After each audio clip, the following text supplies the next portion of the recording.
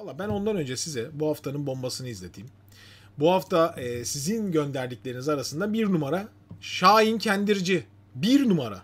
Yani durmadan gönderdiniz. Şahin Kendirci, Şahin Kendirci, Şahin Kendirci. Şahin Kendirci O Ses Türkiye'ye de çıkmış. Değil mi? 2 tane performansı var bu hafta. Biliyorsunuz biz daha önce Şahin Kendirci ile ilgili bir analiz yapmıştık. Kanalımızda var, mevcut. Şahin Kendirci yazarsanız ses analizi çıkıyor. Burada neden bahsetmiştik? Bahsettiğimiz şey şuydu. Şahin Kendirci dedik ki o zaman çok genç bir kardeşimiz dedik. İleriki yaşlarda bir blue çağı yaşayacak dedik. Ve ondan sonra sesi değişecek dedik. Ondan sonraki dönemde asıl önemli kısmını olduğundan bahsettik. Hiç kırılma, darılma, sesin değişecek. Ama sen bu değişen sesinle eğitimini alman gerektiğin gibi bir şeyler söylemiştim. Video izlerseniz siz de bakarsınız. Şahin'in yeni performansları çıkmış. Tabii siz de bana hemen gönderdiniz. Ne yapıyor hocam? Nasıl olmuş hocam? Sizce nedir? Fikriniz işte evet değişim geçirmiş ama ne olmuş? Gelin beraber bir izleyelim. Şahin Kendirci, genç yetenekli kardeşimiz O Ses Türkiye'ye çıkıp performansını yapmış. Biz de bakalım sadece teknik bakımdan neler olduğunu, müzikal anlamda neler olduğunu bir inceleyelim.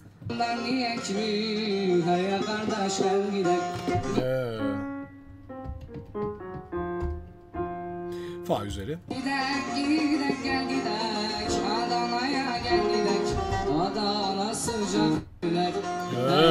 Şahin bir bariton olmuş değil mi?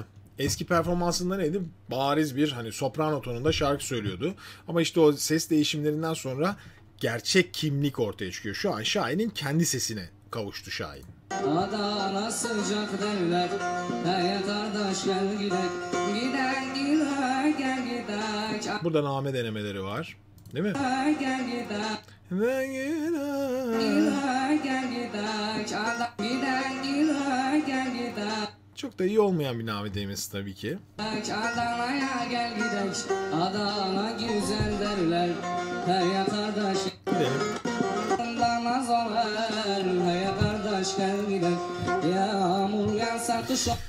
Şimdi şöyle değerlendirelim. Şimdi Şahin biraz önce panelinde kalmış. Siz de tam göremediniz Şahin neler yaptığını. Şimdi girişten itibaren Şahin'in bir bariton sese dönüştüğünü görüyorsunuz. Bu sadece onun için değil, işte zamanındaki küçük Emrahlar için de, Ceylanlar için de, herkes için de geçerli bir şeydi. Çocuk yaşta çıktıktan sonra ses blue çağından sonra bir değişime uğruyor ve ondan sonra artık insanlara başka bir ses olarak, işte Küçük İbo'da da vardı değil mi? Ne kadar Küçük Onur, ne sesler çıktı zamanında böyle soprano tonlarda okuyup ondan sonra kendi seslerine kavuşan fakat büyük bunalım yaşayan, çünkü bu genç yaşta şarkı söyleyerek herkese tanınıyorsunuz. İnsanlara çok güzel geliyor. Fakat bir süre sonra artık şimdi hani şöyle düşünün, yani küçük yaşta bir çocuk bir şeyler yaptığı zaman ay ne güzel aferin sana derler. Biraz daha büyüdün mü daha fazla şey beklerler senden artık hani. Ah ne güzel aferin 25 yaşında bir çocuğa demezler. Değil mi yani? Dur bakalım nasıl okuyor, nasıl giyinmiş. Of, kriterler o çocukluk kriterlerinin çok farklı bir şeyindedir. O nedenle de tabii ki bu genç kardeşlerimiz büyüdükleri zaman başka türlü bir nokta. Yani burada şu karşımıza çıkıyor arkadaşlar. Ses blue çağını geçtikten sonra bütün genç kardeşlerimizin daha 14 yaşlarında Blue'dan önce Blue'dan sonra her türlü müzik eğitimiyle devam etmeleri gerekiyor. Yani artık eskisi gibi kulaktan müzik yaparak bilindik şarkıları söyleyerek aynı alkışı almaları mümkün değil. Hepsi için geçerli bu. Herkes için, dünyanın her yerindeki herkes için. Yani belli bir kritere ulaşmanız gerekiyor artık.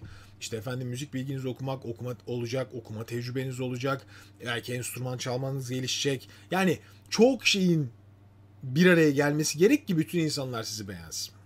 Şimdi burada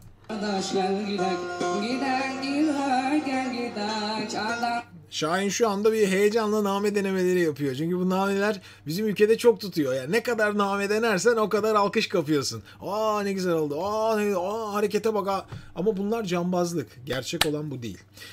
Şahin dahil tüm Türkiye'deki kardeşlerimize fikirlerimi söylemek istiyorum. Bu konuda arkadaşlar ne olursunuz önce eğitimin şart olduğunu düşünün. Nedir ya? Çok basitten başlayın. Yani bir türkü repertuarı öğreniyorsanız o türküyü önce düzgün okuyun. Yani cambazlıktan uzak okuyun. Ne kadar temiz, sade okursanız bir kere önce türküye sahip olursunuz. O türkünün tavrına sahip olursunuz değil mi? Yani yoksa herkes türkü okur. Okuyun sorun yok ama iyi okumak tavır bilmektir. Düşünsenize İbrahim Tatlıses'in atıyorum müthiş barak okuyan, müthiş Güneydoğu türküleri okuyan birinin yani kalkıp bambaşka bir şeyin içinde gene aynı şeyi okuyup denemesi gibi. Yani ne kadar usta olursanız olun eğer o yörenin tavrının dışında okuyorsanız sesinizin güzelliğine bakmaz bir şey. Yani öğrenmeniz gereken temel şeyleri önce zihninize doldurmanız lazım. O da eğitimli oluyor. Şimdi Şahin bunları deniyor ama sonuç olarak ne kadar başarılı oluyor tartışılır. Adana güzel derler. Ama güzel bir bariton rengi var. Hey arkadaş gel gidelim. Geçelim. Kızlar Adana güzel. Bir şeyini izletti bana sonra. Bu performans böyle. Şimdi geçen de ondan sonra tekrar gönderdiler. Eliyle bizim müthiş eliyle kanalda da biliyorsunuz video yapmıştık. Hey,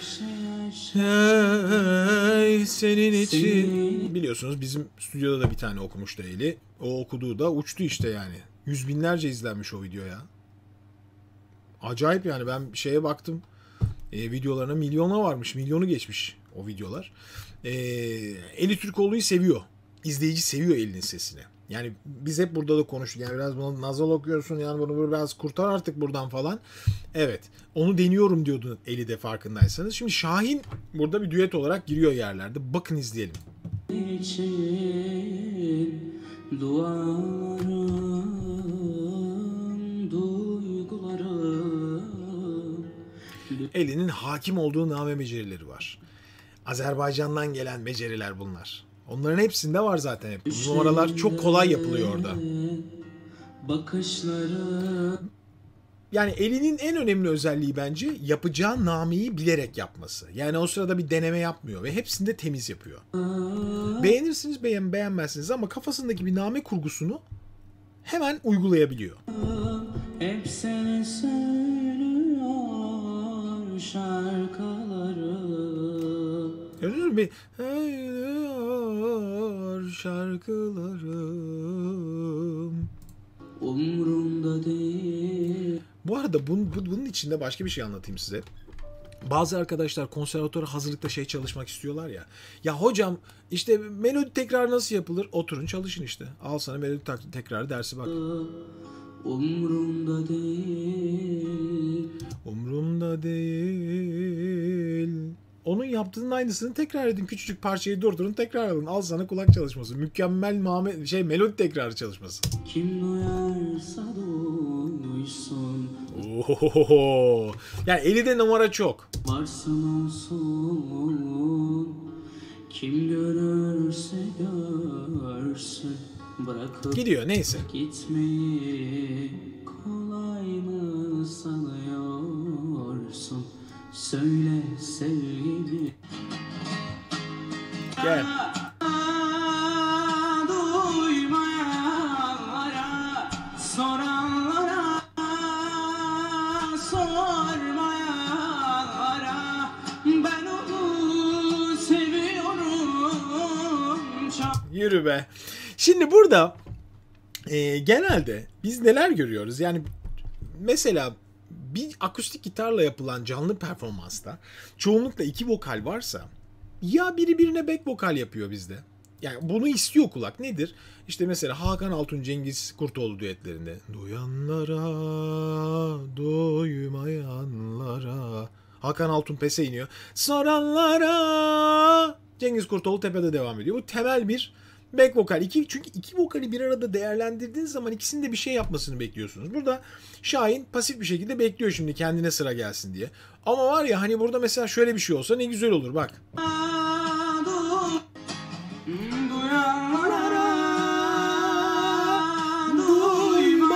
Duymayanlara, soranlara, sormayanlara ben onu seviyorum çok. Yani tabii Eli o kadar kıvrak hareket ediyor ki back vokal yapmak da zor. Tiercini yapmak zor ama yani işte bunlar planlanarak yapılıyor. Böyle bir şova çıkıldığı zaman. Şimdi devam edelim. Seviyorum, Burada herhangi bir plan yok. seviyorum, Şimdi- seviyorum. Duyanlara, duymayanlara, soranlara, sormayanlara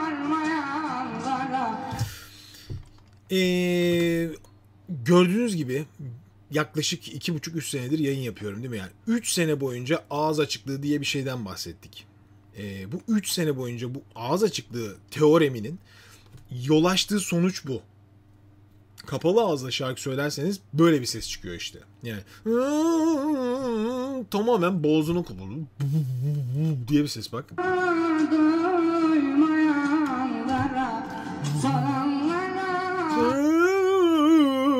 Yani demek istediğim şeyi söylemeye çalışıyorum. Şimdi artık yaş blue'yu geçti. Bundan sonra eğitim lazım. Tüm genç arkadaşlar. Bunu Şahin'in kendisine söylemiyorum. Hepinize söylüyorum. Çünkü bu genç kardeşlerimiz gibi bu işe çok küçük yaşlarda başlayıp çok yetenekli bir şekilde ilerleyip fakat belli dönemlerde kırılmalar yaşayabilecek, moralleri bozulabilecek şeyler görebilirler. O nedenle zaman bu zamandır. Hatta ben bunu çok daha ileriki yaşlardaki arkadaşlara da diyorum. Yani 25-26 yaşına gelmiş. Hep aynı şeyleri yapıyor. Yani neden abi bir çekil şöyle her şeyden. Uzaklaş ve dal yani. De ki ben eğitim alacağım. Ben kendimi geliştireceğim. Başka bir şey öğreneceğim. Yani kendinizi niye sabit bırakıyorsunuz? Niye hep aynı şeyleri yaparak geçiriyorsunuz? Yani mesela burada iki yapılan cambazlıkla bence çok kötü. Bak Eli'nin yaptığı da kötü. Şahin'in de yaptığı kötü. Çünkü ikisi de şarkıyla ilgisi yok. İkisi de sadece name üzerine kurgulanmış bir şarkı söylüyorlar. Bunu daha önce biliyorsunuz bir sürü yayında bir sürü genç arkadaşı söyledim. Öyle olunca hiç kimse eşlik edemiyor abi parçaya. Evinde oturan bile söyleyemez sizde bu şarkıyı yani şu anda. Ya ben ilk sabah bu videoyu gönderdi Özgün. Şöyle bir açayım dedim. Ya kayınpederim evde. Bu ne dedi ya bu parça ne hale gelmiş falan. Düşünsenize yani hiç yani kulağıyla etrafı temizlerken bir insan bile bunun farkına varabiliyor. Müzisyen olması gerekmiyor yani. Bu kadar cambazlık doğru değil gençler. Yani ne olur her şeyi önce bir kuralıyla, kural çizgisinde yapmayı öğrenin. Ne olursunuz ya.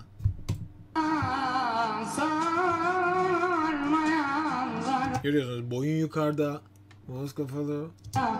Ve ben onu seviyorum gibi. Yani harfler ne u ne e artık tamamen harfler de gidiyor. Sevgili Şahin. Seviyorum. Seviyorum. Yani Cengiz Kurtoğlu böyle okumuyor bu parçayı. Doğru mu? Ya kim böyle okuyor mesela bu parçayı? Yani birinden dinledik desek yani seviyorum diye okuyan biri de yok. Ben kimseyi bulamıyorum yani. Hani Müslüm Gürses böyle okur muydu bu parçayı? Bence böyle okumazdı. Yani şimdi biraz sonra bakarız. İtirazım var parçası. Şu an çok popüler. Yani ne olursa olsun ne dediğini anlarsınız ya Müslüm Gürses'in değil mi? Yani hani bilmiyorum. Çok genç kardeşlerimiz oldukları için daha çok hata bulmak kolay. Yani benim burada şu demem çok kolaylaşıyor. Ama bunlar giderilmeyecek şeyler değil. Birileri kırılsın diye de demiyorum ama. Şimdi mesela bu videoların altında yorumlara bakarsanız çok acayip yorumlar var. Çok kötü niyetli yorumlar var. Ben iyi niyetli bir şekilde ve yapıcı şekilde konuşmaya çalışıyorum. Çünkü hani bir potansiyelleri var, yetenekleri var. İnsanlar bu gençleri dinliyorlar. Demek ki onlardan bir sıcaklık, bir beceri alıyorlar. Bu çok güzel. Bu arkadaşlar daha iyi olmalılar. Daha iyi olmalılar ki daha da fazla sevilsinler. O zaman kitleleri de gelişecek. Bak şimdi sonuna bakın. Seviyorum.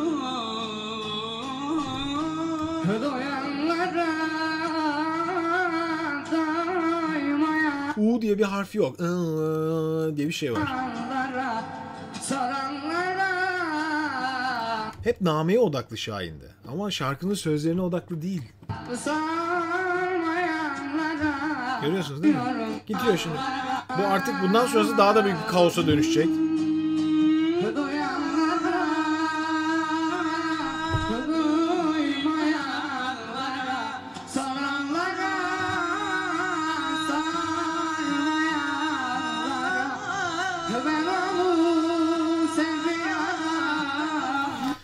Demek istediğim buydu. Yani büyük bir kaos. Yani bütün arkadaşlar ne olursunuz bir programa çıkacaksanız, bir şeyler yapacaksanız doğaçlamanız çok değerlidir. Doğaçlama caz müzikte, dünya müziklerinde çok kıymetli bir şeydir. Doğaçlama yapabilen insanlar yetenekli insanlardır ama plan yapın. Haldun Dorme'nin dediği lafla, müthiş lafla bitireceğim. Ne diyor arkadaşlar? Evlenirken bile mutlaka provasını yapın. Provasız yaptığınız her şeye gebedir. Neyse daha da fazla demeyeceğim.